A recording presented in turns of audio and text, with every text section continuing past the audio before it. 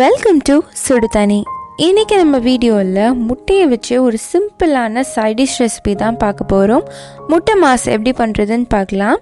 ரொம்பவே சிம்பிளான இந்த டிஷ் எந்த ஒரு குழம்பு கூடயும் நீங்கள் சாப்பிட்லாம். ரொம்பவே நல்ல காம்போவாக இருக்கும்.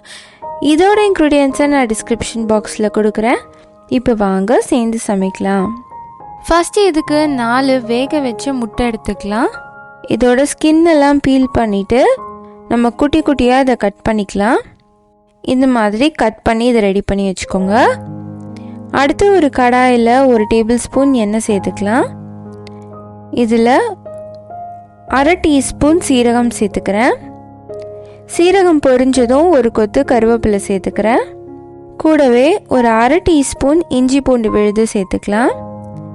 சேர்த்துட்டு இதோட பச்சை வாசனை போகிற வரைக்கும் நல்லா வதக்கிக்கோங்க. இதில் ஒரு பச்சை மிளகாய் சேர்த்துக்கலாம்.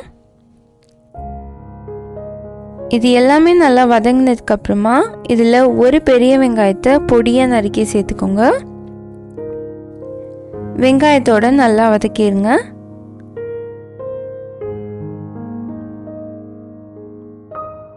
இப்போ இதோட 1/2 டீஸ்பூன் உப்பு, 1 டீஸ்பூன் மிளகாய்த்தூள், 1/2 டீஸ்பூன் கரம் மசாலா, 1/2 டீஸ்பூன் மல்லித்தூள், 1/2 டீஸ்பூன் சீரகத்தூள் சேர்த்துக்கலாம். சேர்த்துட்டு இதை நல்லா மிக்ஸ் பண்ணி விட்டுருங்க.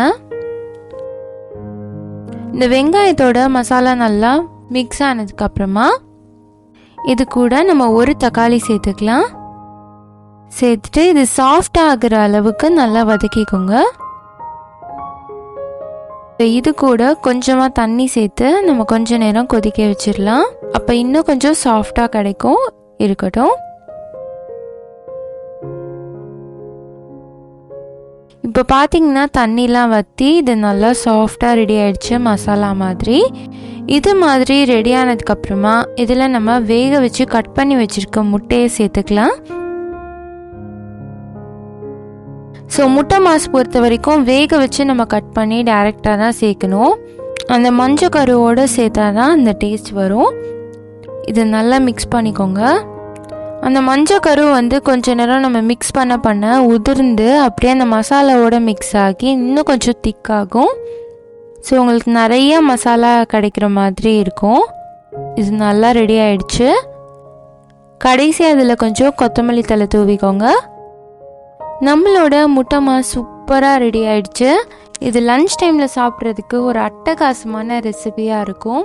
எந்த வகையான நீங்கள் குழம்போ இல்லை எந்த ஒரு சாதத்துக்கூடையும் இது சூப்பரான காம்போவாக இருக்கும்.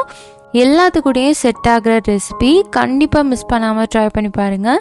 நீங்களும் இந்த ரெசிபியை ட்ரை பண்ணி பார்த்துட்டு எப்படி இருந்துச்சுன்னு கமெண்ட் பண்ணுங்கள். இந்த வீடியோ உங்களுக்கு பிடிச்சிருந்தா லைக் பண்ணுங்கள். சுடு தண்ணி சேனலை சப்ஸ்கிரைப் பண்ணுங்கள்.